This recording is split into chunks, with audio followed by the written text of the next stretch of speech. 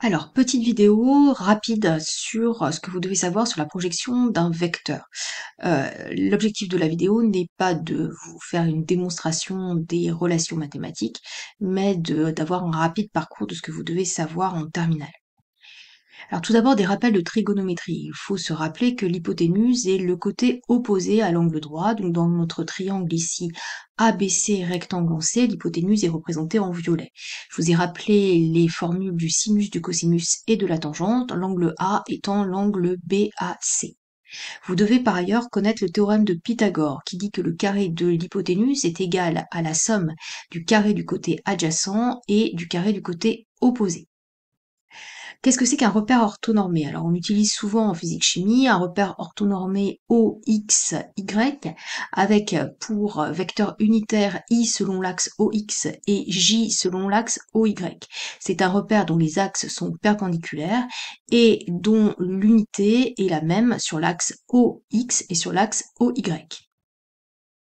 Alors, comment est-ce qu'on projette un vecteur? Tout simplement, le vecteur, on va prendre sa composante selon l'axe OX, sa composante selon l'axe OY, et on va dire que le vecteur est la somme de ces deux composantes.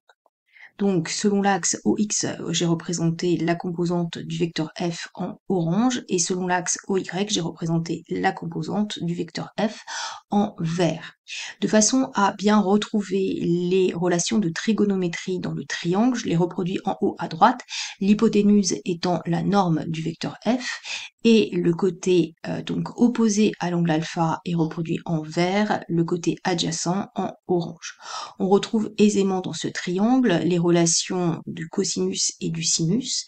On aura donc que la coordonnée selon l'axe x du vecteur f est égale au produit de la norme du vecteur par le cosinus, et que la coordonnée du vecteur f selon l'axe OY est aussi égale au produit de la norme du vecteur f, mais cette fois-ci par le sinus. Attention, ce sont des valeurs algébriques, elles peuvent être positives ou négatives. Regardons si l'on modifie l'orientation du vecteur f.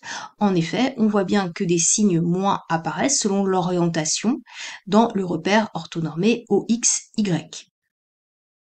Enfin, on vous demande souvent de calculer la norme du vecteur. La norme du vecteur, on la retrouve grâce au théorème de Pythagore. On voit donc que la norme du vecteur, c'est la racine carrée du carré donc de la coordonnée selon l'axe x plus le carré de la coordonnée selon l'axe y. Vous êtes maintenant prêt à projeter un vecteur dans un repère orthonormé. À bientôt pour une prochaine vidéo.